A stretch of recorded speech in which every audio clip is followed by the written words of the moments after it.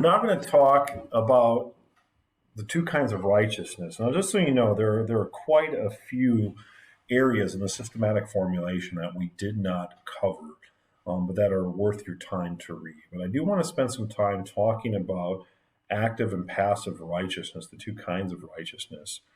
And this begins on page 1083.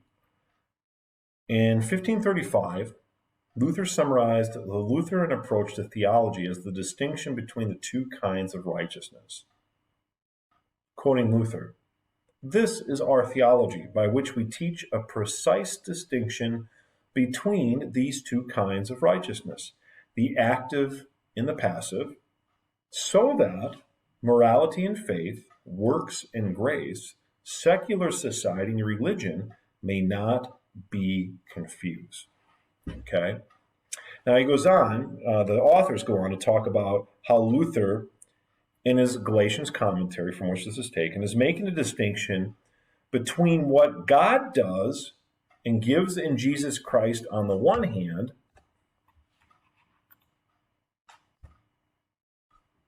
and the works that Christians do to serve their neighbor on the other hand. Okay? In the first instance, right, human beings are passive recipients of God's grace. That you're passive. That is passive righteousness. In the second instance, the works done by Christians for the neighbors are an active expression of the new life that they have received from God through the means of grace. The distinction between passive and active righteousness is especially important and helpful here in the Christian life, because it underscores both the relationship between justification and sanctification and the fact that the two dare never be separated, right? The gift of passive righteousness will inevitably produce active righteousness. And it'll never be commingled, i.e., Christians ought never mix or confuse their actions with the saving grace of God. So we can talk about this in terms of directions. When we talk about a relationship vertically with God, we are totally passive. It is God who comes to us, whether we're talking in the incarnation, whether we're talking in his word in the garden after the fall to Adam and Eve. Whenever he comes with his self-revelation of who he is in his love for us, in his promise, okay? We're completely passive. We receive it as a gift, okay? And so the righteousness, the way things are supposed to be, this righteousness is received as a passive gift from God through Christ by faith. Passive. Now, that's us individually with God, but now, what about horizontally with the other people? You know, how do we live with the people around us down here? Well, there we have a very active role to play. There are things that we are supposed to do. And so what's very interesting is that you can think of active and passive righteousness in terms of the 10 commandments and the two tables of the law.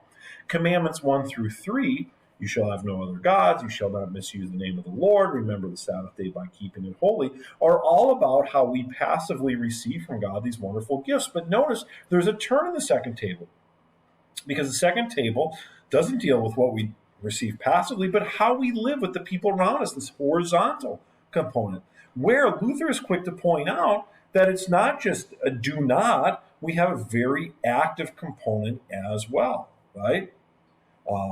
As shown in every one of the commandments and their explanations.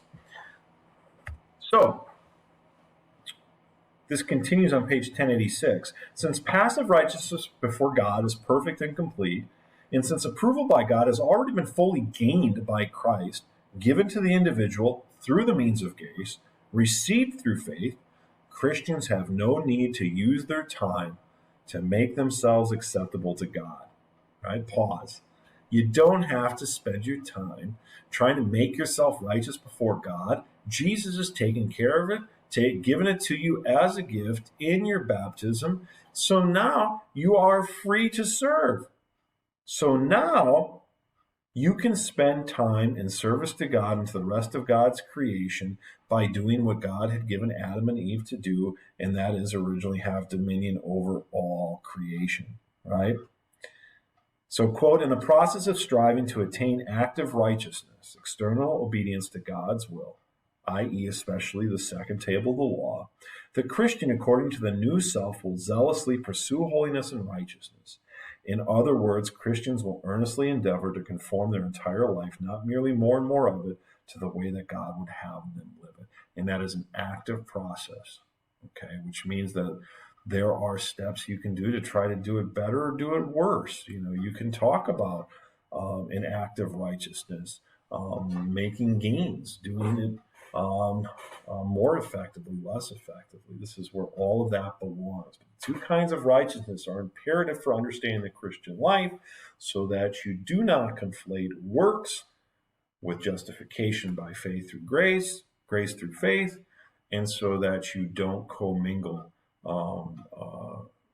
everything that God does with the stuff that we do. You can still actively pursue the things that God has commanded us to do, but do it in such a way that you are free to serve.